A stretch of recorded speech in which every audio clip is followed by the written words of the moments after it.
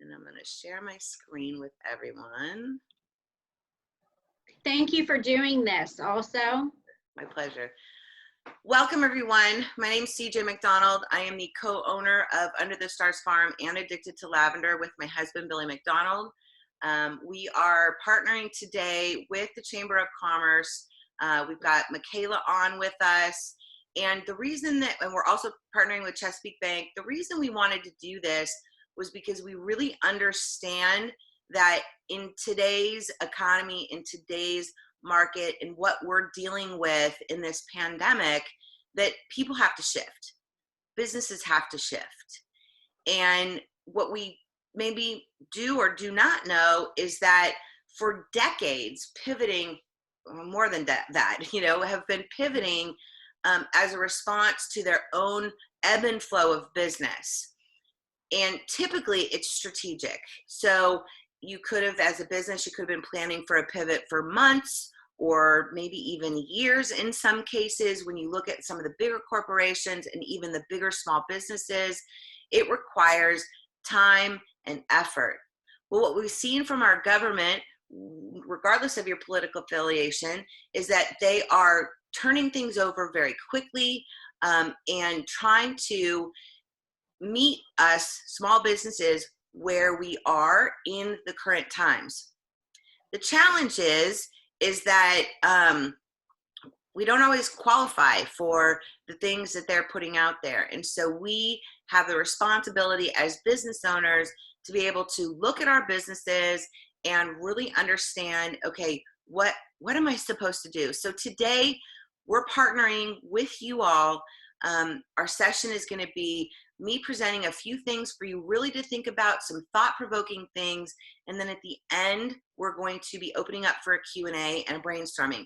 This is your opportunity to ask questions. This is your opportunity for all of us to stand shoulder to shoulder with you and fight for your business and your dreams. So please, if you have questions, even if you think it might be a little silly, please, this is meant to be very interactive, and it will do nobody any good if we just listen to a presentation. So I really want to encourage you to interact.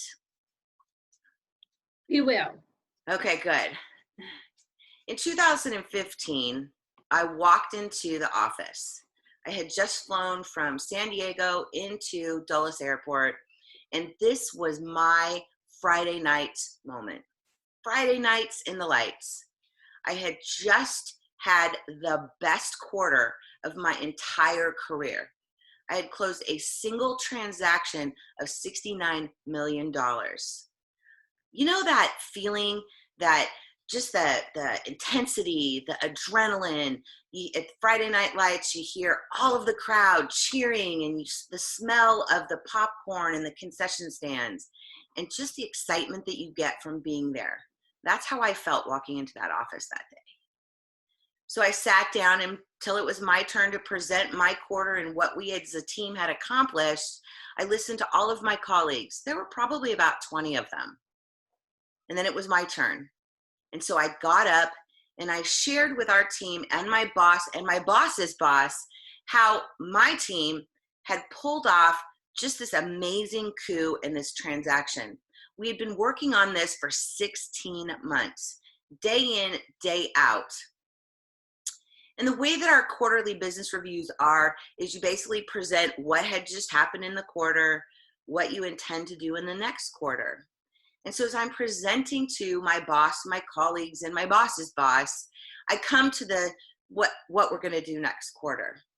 And I essentially share with them one slide that basically says we're going to take all of the things that we did in the last 16 months and that we've been able to successfully transact, and we're going to roll those out over the next probably 16 months.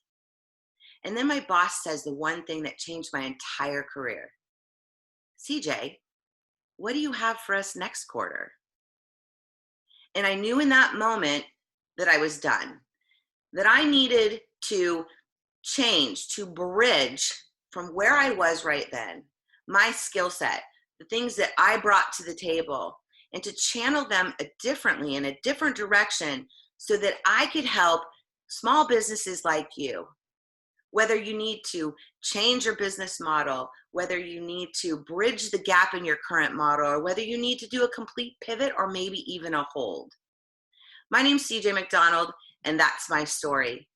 Today, I want to ask you a question. In your business, do you need a bridge or do you need to pivot? Or maybe your business is doing just fine and you need to hold tight.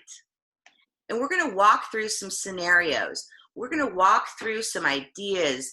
I want things to be thought-provoking for you so that you can figure out, what do you need to do in your own business?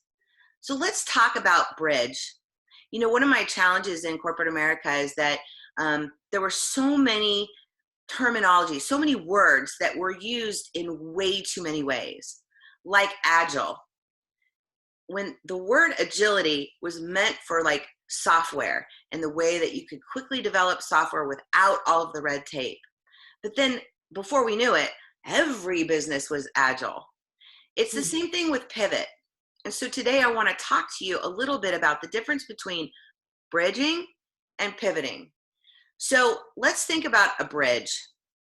Let's talk about a wood craftsman.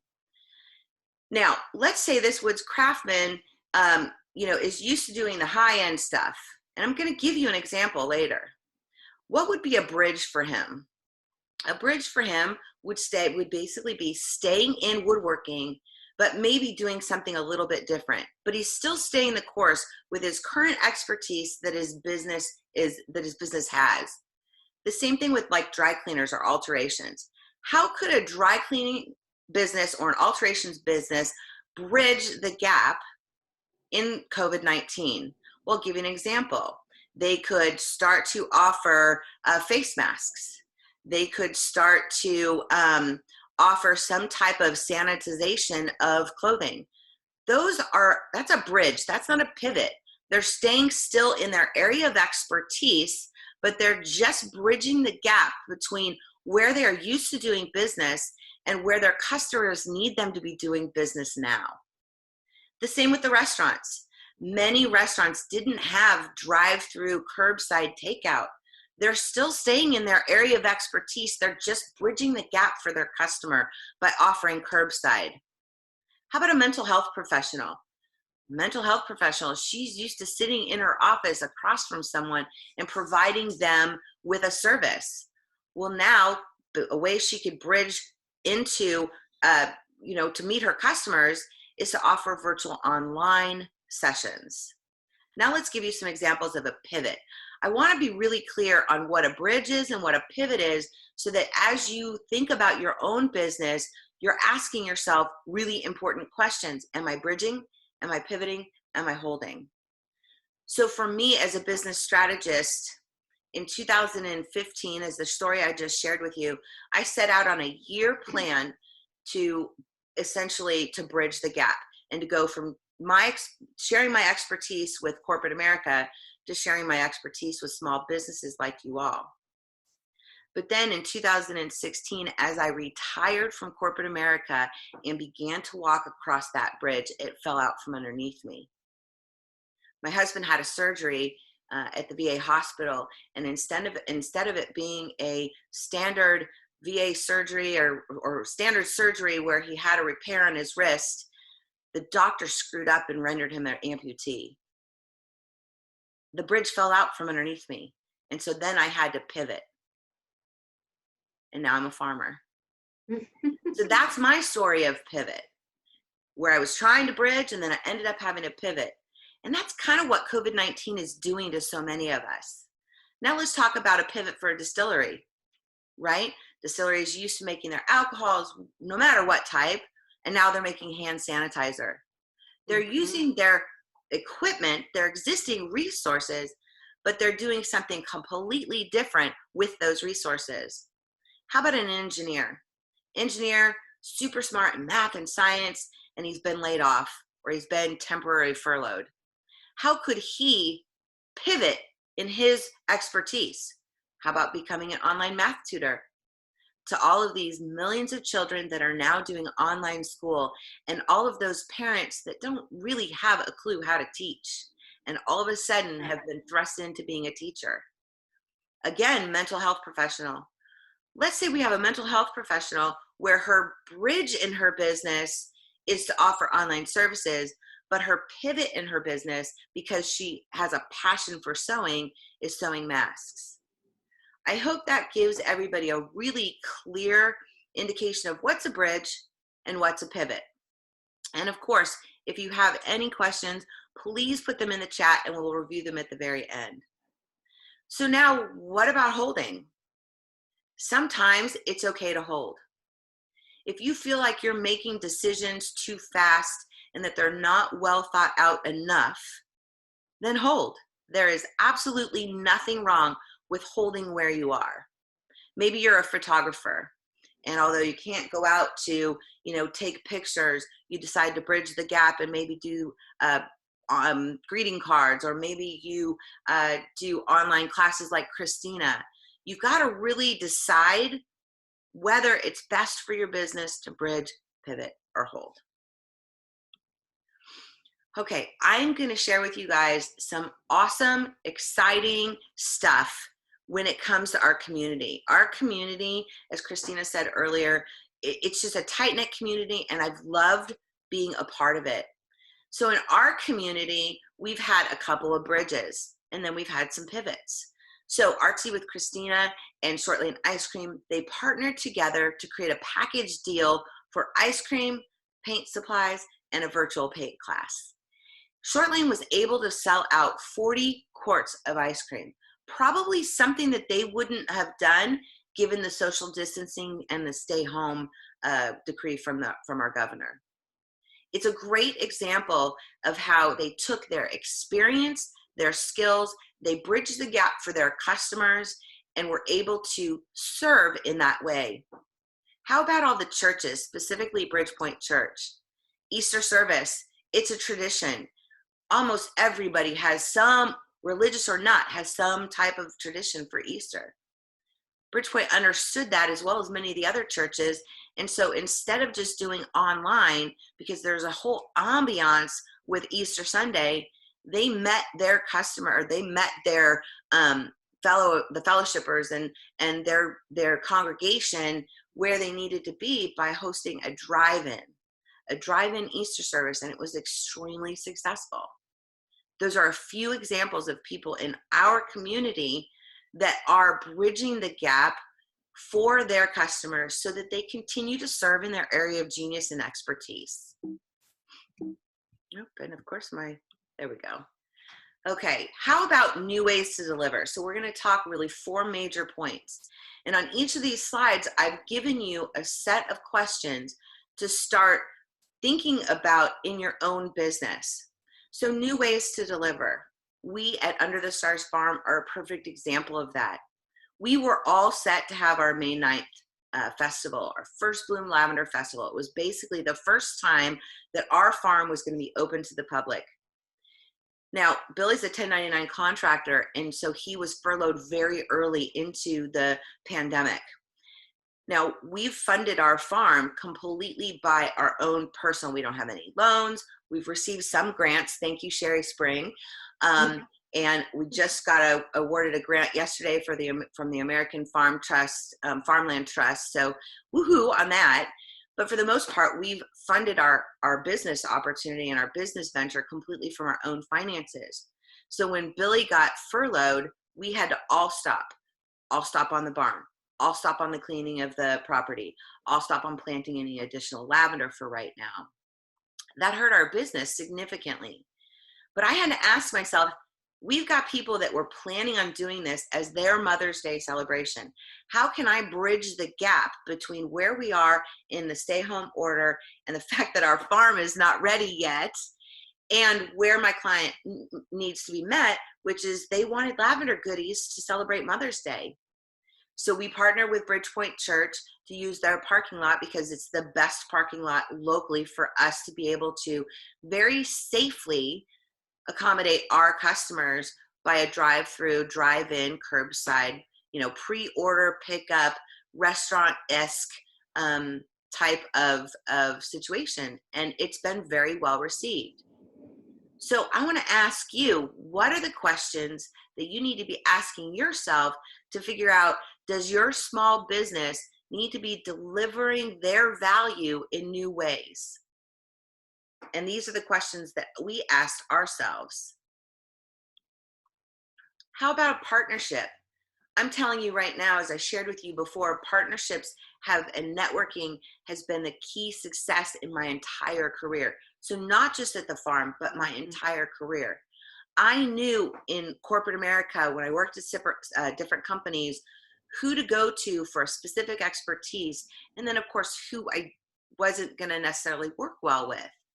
And that's how I got big numbers. That's how my business strategy, business in helping small businesses, was able to take off, was word of mouth. And so I want to ask you, how can you partner? We've partnered with Zoll's Vineyard. They purchased some lavender, some dried lavender from us, and began to use it in some of their foods, their truffles, honey truffles, and then they began doing testing it out and trying it in their different wines. And so they've created a blueberry lavender sangria from their product, our lavender, and that's one of the things that we're pre-selling at the Mother's Day lavender drive-through. You can pre-order a bottle of Zoll Vineyards Blueberry Lavender Sangria. So how can you partner? Maybe it's about running a joint campaign. Maybe it's about building a new product. What are the things that you can do with people around you in your network, in your circle of influence, that will serve our community where we are right now? You know, one of the things that I learned early on in my business is that it's a dog-eat-dog world. And oftentimes a lot of people are out for their own self, right? What I've seen in this community here in Gloucester is that we are a family and people stand shoulder to shoulder to fight for each other's dreams. So how can you add value to another business? What referrals and networks can you start to marry for each other? I can tell you there's two people in this community that do this better than anybody that I've probably ever seen in my career. And that's Jenny Crittenden and Jennifer Haggerty. They are all about referrals and networking and helping each other and helping businesses on Main Street to grow, to create new partnerships. So reach out. How can you serve another business? How can you partner with another business? It can be the difference in your business. Then there's the outside the box. Now, we talked a little bit about the difference between bridge and pivot, and most of the time when you're talking about outside the box, it's a pivot.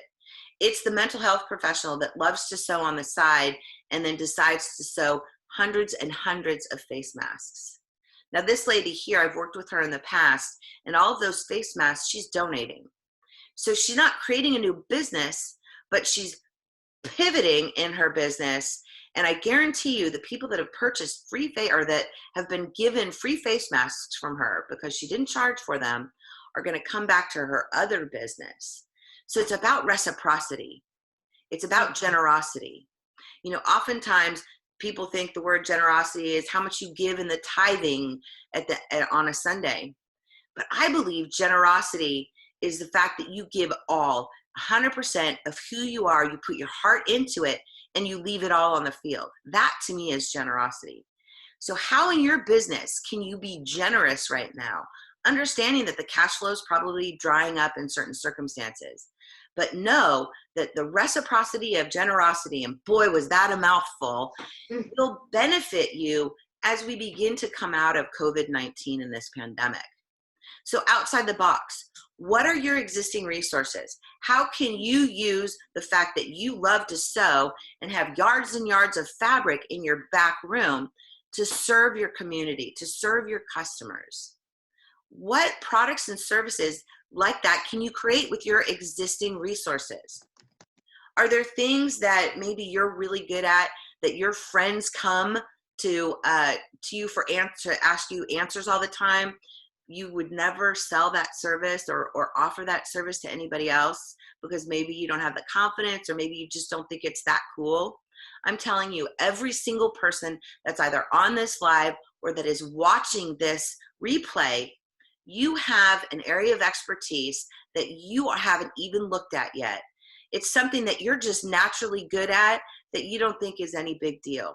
People need you. It's your responsibility to find new ways as business owners to serve your customers, to serve your community. So where are the gaps in your community? Hand sanitizer, toilet paper, face masks, where are they? Can you fill them? And then again, can you bridge or can you pivot or bridge the gap by leveraging something that you're super passionate about that you currently aren't offering as a service? Okay, this story is probably one of my most favorite. How do you monetize differently? There are a bunch of different ways, and hang tight, everyone. I see questions coming in. We're almost done. How do you monetize your current business differently? Let's take Mitch from Gale Force Woodwork. He's probably one of my favorite stories now. Mitch and I began working together a while ago when he created a couple of signs for me. I think Terry Scruggs had connected me with him from a networking perspective, and then Mitch and I became friends. So here we are. Mitch is used to grand, elaborate woodworking projects. His work is beautiful. He did this one table that's, I think it's like 8 feet tall, and it's got this like, almost like this blue river running through it. It's a dining room table, and it's exclusive, and it's high dollar. Pre-COVID, Mitch and I were talking one day about different ways that he could bridge the gap in his business to meet new and different clients. And so I sent him a text and I said, hey, we've got this photo shoot coming up for Under the Stars Farm. What if I sent you some ideas for some yard games that you could make for that photo shoot? And so Mitch made us a Yardsie, which is an outside lawn game. He made us a large tic-tac-toe, a Jenga, a cornhole, and guess what? In a couple of weeks, Mitch is going to be driving to Florida to drop off over 20 Jengas to a new customer. So how can you monetize your expertise differently? Maybe you're a high-end. How could you do a low-end package? Could you offer a subscription? What about trading services? Could you trade services with somebody else? Maybe you need a website, but maybe you do woodworking. Maybe you reach out to somebody that does web design and say, hey, I will make you these things for your business. Will you help me create an online strategy? What assets can you repurpose? And then we've always got the crowdfunding and the contests and the grants and all the government stuff. So there's a few keys to navigating COVID-19 in your business. Ask a lot of questions. Have a trusted advisor or a mentor. Look for solutions, not problems, and opportunity. Your attitude is everything. Now, trust me, there have been days in COVID-19 where I didn't want to get out of bed. So I'm not saying that you can never have a bad day. I'm saying that you got to learn how to pull your bootstraps up even when you don't feel like it. How about partnering with your team? Your team, whoever works for you, probably has some great ideas. Why don't you ask them, if this was their business, what are some of the ideas that they would do? You probably will find some really creative solutions. Know when to bridge, pivot, or hold, and definitely make sure you're understanding all of the government programs. That's it for me. So let's start brainstorming.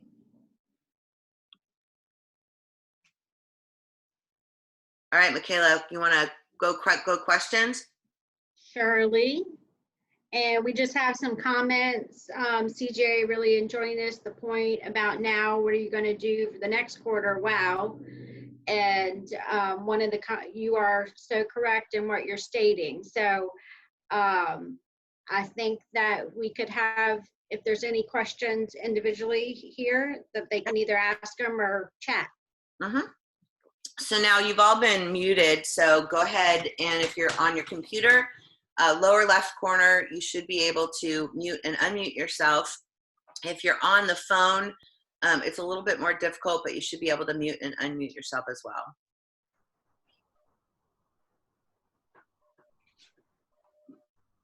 Okay, you guys, come on, question. Well, I appreciate the presentation. I have to say that, CJ. I do. It's making me, instead of being like starting out with my business, I don't know about everybody else, but like I kind of started doing something that I love, like a passion of mine, and it just evolved organically. Yeah. And so would you prefer me to type this, or is it okay to just Nope, go for it. Go for it. Okay.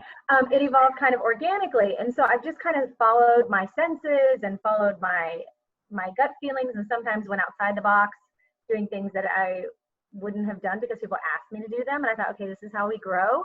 But in a situation like this, it is different because now I find myself kind of, and we've had some conversations out in the field, when I was out there, but I'm finding myself almost, if I want to continue the path and continue to have my business kind of be successful during this time, really having to look at it more from a strategy, like you're talking about, like all those things that you've said about the community, about connecting. And, luckily we have other small business owners in our community that have reached out as well.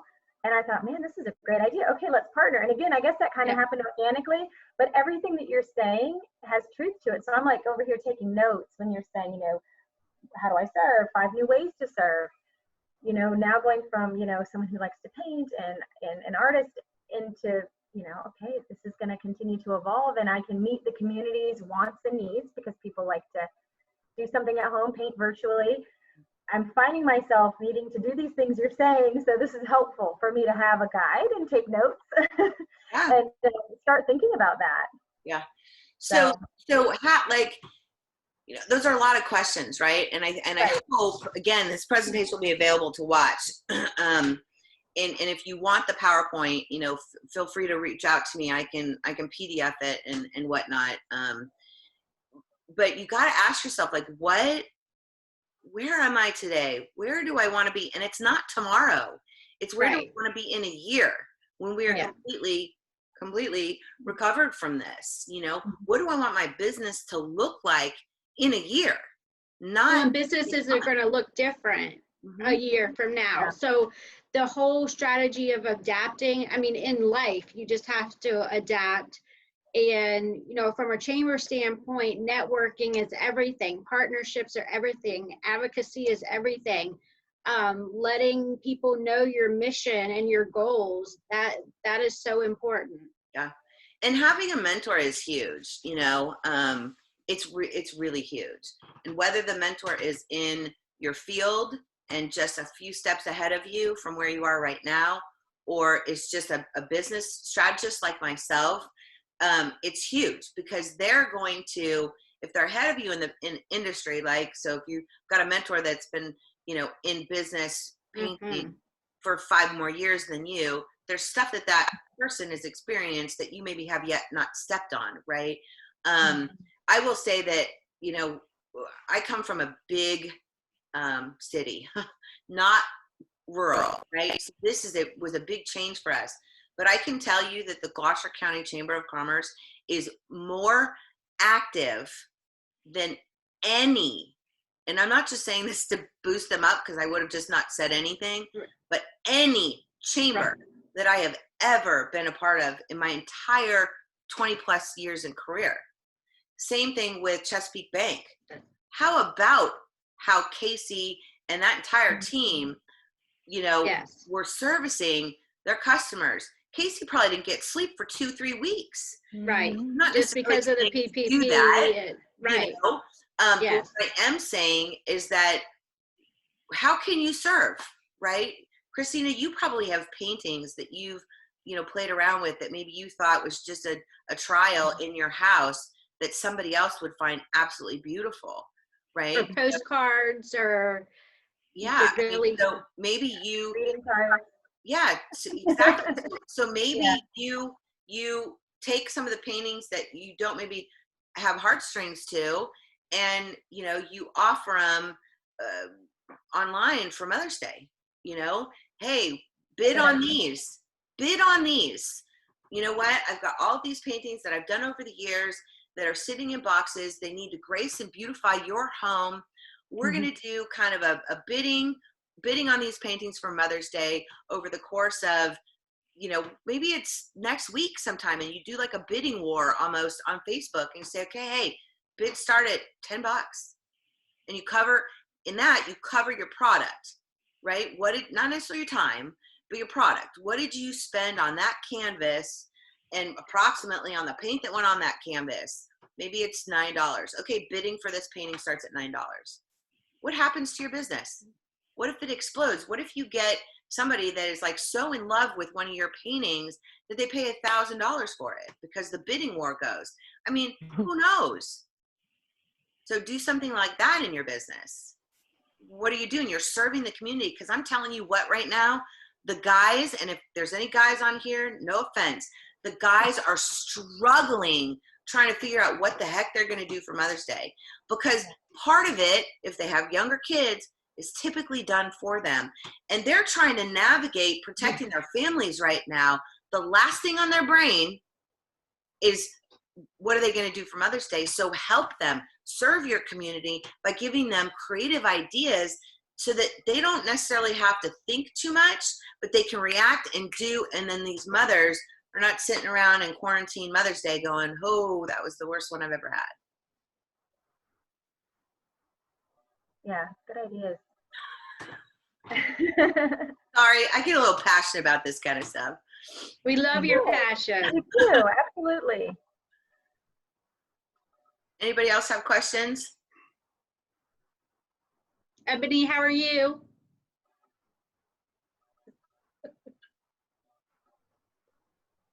Uh-oh, she's on mute. Hold on. You're on mute. I'm going to unmute her. All right, Ebony, go. You're not on mute. Doing good. We're in the healthcare field, so we're essential, I guess. We have to be at our clients' houses every day. We have seen where we're not getting, at a point we did not have any new clients at all. But now, I don't know what's going on. Maybe things are picking up. Maybe things are changing now because we're getting a few more clients than we didn't have. Good. So maybe people are being more comfortable and they're like, oh, well, my mom's going to need care regardless. Right. Might as well let them in the house. They're probably tired. Yeah. They need your services. Yeah. Right. And Ebony, can I just tell you, and I'm sure I speak for everybody on this, we so appreciate you. Thank you for what you do and for being on the front line and for being a necessary, mandatory skill set and really fighting and joining with people to fight through this. So thank you for what you're doing. Your You're welcome. And stay positive. Yes, ma'am. It's been challenging because you have some people, I had some clients that passed away, and then I don't have any more work for my aides. Right. So some of them did apply. This is the first time ever. Some of them did apply for the unemployment. And yes, they probably are getting paid more than they did. With the extra $600 thing, I don't know. Right. Like, they don't send me a report of what they got. Right.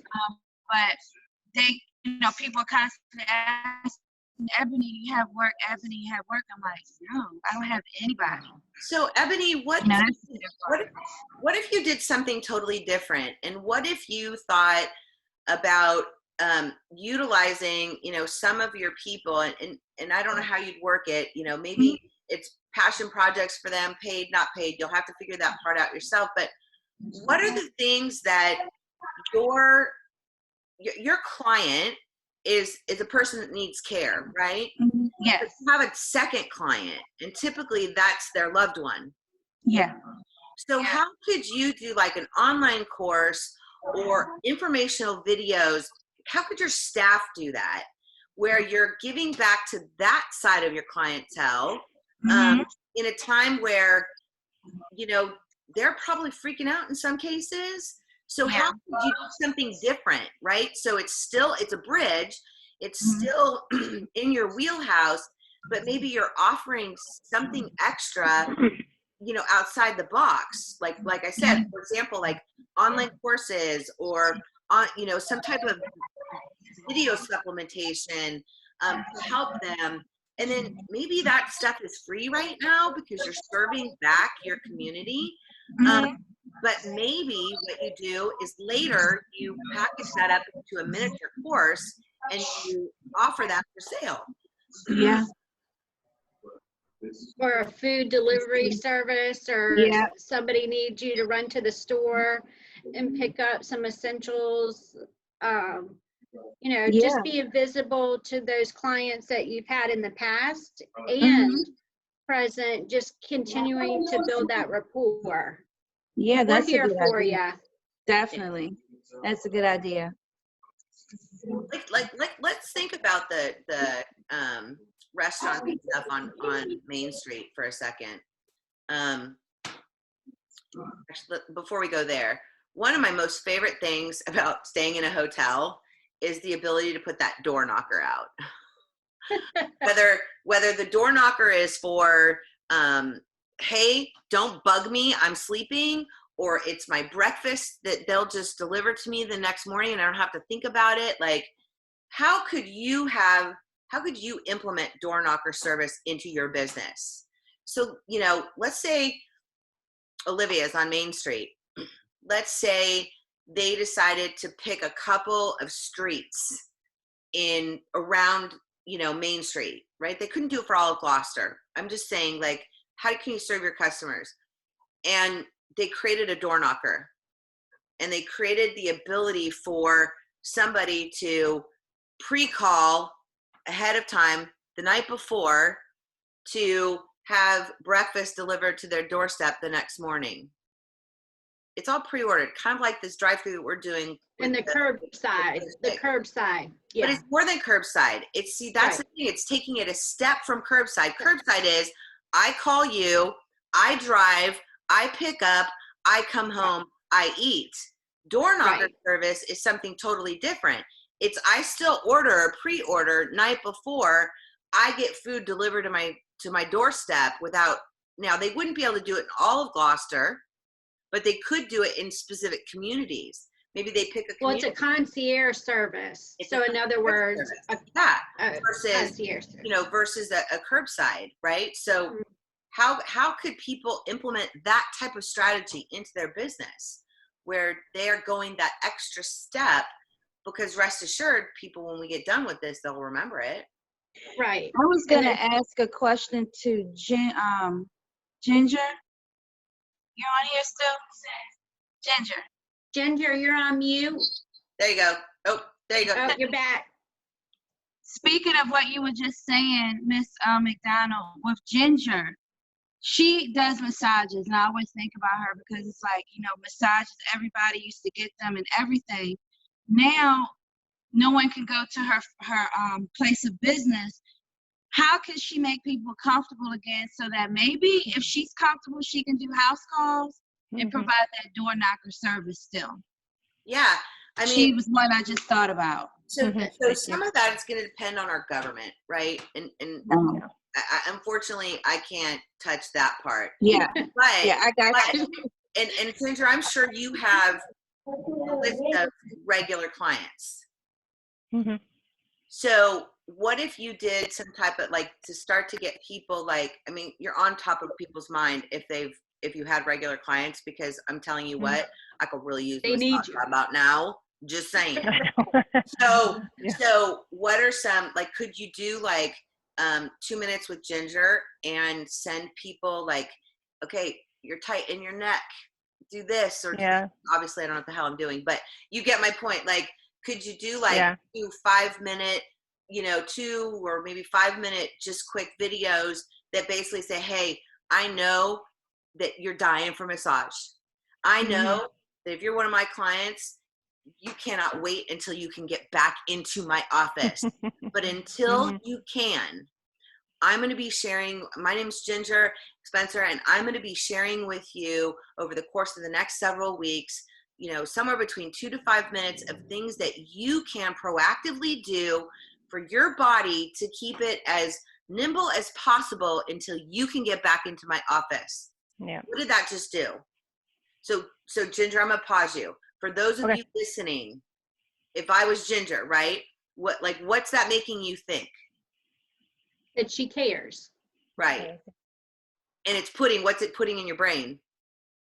Planting that seed that you need a massage. Yeah. Right. And so then if Ginger comes up to us and she sends out, 2 to 3 to 4 to 5 minute videos once a week that says, okay, you know what? If your tight area is, your lower back, here are some things that you can do proactively, blah, blah, blah, blah, blah. And if I'm getting an email from Ginger every week that's talking to me about, hey, I'm serving you, you better bet your butt the first call I'm going to make is to Ginger to get a massage. then I'm also perceived as the expert in the area too, I would think. Yep, absolutely. Absolutely. And so where can you do that kind of thing? So this is kind of off topic, but I'm going to come on topic. If you have social media, but you are not collecting an email list, you are playing with fire. Because social media can be gone. Facebook could go away in a moment's notice. And if that's the only way you communicate with your customers, then this is your time to bridge the gap and your time to change a little bit and go get on a customer relationship management and put together some type of funnel strategy. So Ginger, I'm going to assume for 2 seconds that you have a way to email your clients. I do. It's not one at a time. So you can use a CRM, which is a customer relationship management software. There's tons out there. And so if you're not collecting email addresses, you gotta be. Okay, so, side note off. Now back to Ginger. So Ginger, I would start putting stuff on Facebook, and maybe I'm giving people 30 seconds of the video on Facebook, but then they can go click the link, give me their email address, and get the other 5 minutes. Oh, that's a good idea. So now you're getting people interested. Somebody's like, oh crap, that's really cool. I want more on that. Now they're giving you their email address, and now boom, you're getting people in your CRM. Now you're building your email list, all while delivering value. So I think go ahead. my problem has been I've got all these ideas and I have access to making those videos, but executing them has been my issue because I've been so busy, and this is just an excuse. I have time to do them, but trying to figure out the P3 and trying to figure out the loans and trying to figure out all this stuff. I'm going to give you organization, I guess, for me. I'm going to give you an example. I'm going to give you an idea. So have you ever heard of batch producing? No. Okay. So you get up on a Friday morning. Oh, what did you call it? Batch producing. Okay. So you get up on Friday morning, you clear your entire day. You get up, you take a shower, you have a cup of coffee, cup of tea, whatever you do, right? Whatever your ritual is in the morning. And then you record all of your videos for the next 6 weeks in one day. So there you go. You've done all the pre-work, right? You've done all the pre-work. You've said, okay, here, and maybe you take a poll on your Facebook. What are your areas that are hating life right now? And you take a poll, and then you take your top 6 that people are saying, oh, it's my neck, oh, it's my lower back, oh, my sciatica, oh, blah, blah, blah, blah, right? And then you say, okay, next Friday, here are my 6. And then you go in, you have your studio all set up, right?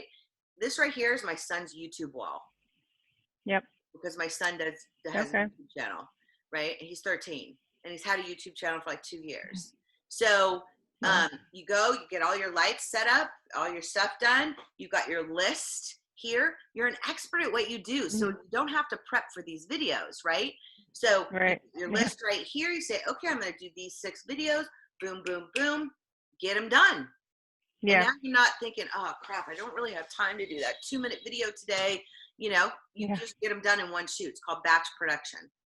Good. Now you do that every 5 weeks, and you're good. You're only doing it once. You don't have to worry about being camera ready every day. You don't have to worry about, oh, what am I going to post on social media? You don't have to worry about any of that. Okay. That's easy. Yeah. You just have to do it. All right. Who on here? So is Ebony still on here? Looks like she might have popped off. Who on here knows Ginger really well? All right, Christina.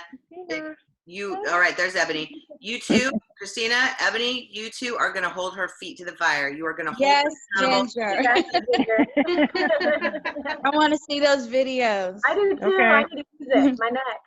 You're not the first person that's encouraged me to do this, so. And then it's the fear of the camera as well. Yeah, and then you know what though, Ginger? So do I.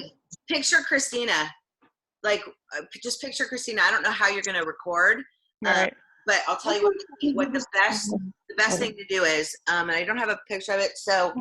Put a picture of Christina in front of me. So that's what you do. That's actually what you do. So I don't know how you're recording. I don't know if you're recording from a camera or an iPhone or whatever, but you basically print out a picture of Christina.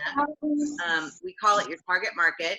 You put a picture, and then you basically hole out an area right around her eye. Mm-hmm. And that's where you put the camera lens. And then Okay. you're talking to Christina, which gives you emotion and connection, the ability to connect with your audience. And now, is it an archaic way to do it? Yes, but it still works. I can tell you this right now. I hate that little green dot. Right. I hate it. You may not know that. I've been up on stage presenting in front of thousands. Well, 1,000 people is my largest stage that I've ever spoke to. You put me on stage, I'm fine. You put me in front of that green dot, and I have like sweat dripping down. Yeah. Right. It's totally different. So it's just learning the tricks. It may not ever get easier. Maybe it will, but it's just learning the tricks. And the biggest Doing trick, it afraid. Yep. The biggest trick to connect on camera is to picture a face instead of that green dot. All right. And Ginger, I remember when you first came to the chamber, when you were still working at Riverside, Yeah. and you're like, I want to do this. And it's just about attitude. You have done what you set out to do, and you've done a very good job at it. And that took a huge leap of faith. And I know from me seeing how much you've grown and what you've done in the community, you're much appreciated. And you can do this. You can do this. I've done everything afraid, so Yes. what's one more? Thank Yeah, you. exactly, but you'll do it. You'll do it. Mhm. So, All right, I'll tag you in it on Monday. okay, All of I you. want you to, because I'm going to check in on you. Okay. And just Good. make sure that there's a way to collect email addresses. I don't know how to do that, but I'll figure it out. How do you do that? I'm sorry, How what? do you collect email Yeah. addresses? So Via social media. what I would do is I would put, if you've got a YouTube channel or if you've got something where you could keep it to where people don't automatically see it, I would cut it. I would cut the video, and I would cut like a piece of it, right? So A snippet. there's a technique that you use, that you teach your clients to use, that's proactive about getting the tension out of their neck. Okay, so let's say this video is 3 minutes, but you have like one clip in the middle that is like beautiful and like aha and whatever. So I would clip that out. Then I would put that on social media. Then I would have somebody have the ability to, and then you can put on social media to learn more about reducing the tension in your neck because you can't go see your massage therapist, click the link below or whatever. Then they would click that link. A landing page would pop up that would basically say, for my 5-minute, reduce tension in your neck during COVID video, right? Whatever, enter your name and email address. They would enter that up, hit enter, and then the video would pop up. Now, if that's too advanced or complicated and when you're wondering what the hell I just said, send me a message. Okay. And I'm not always on Facebook. So, all right, I'm going to do this. Get her email address. Yeah, I know. Yeah. I don't always check email either. Okay, so I am putting in the chat, which will may or may not be shown on okay, that is my cell phone number. Okay. The only thing that I think as a client or Yep. somebody seeing these videos Yep.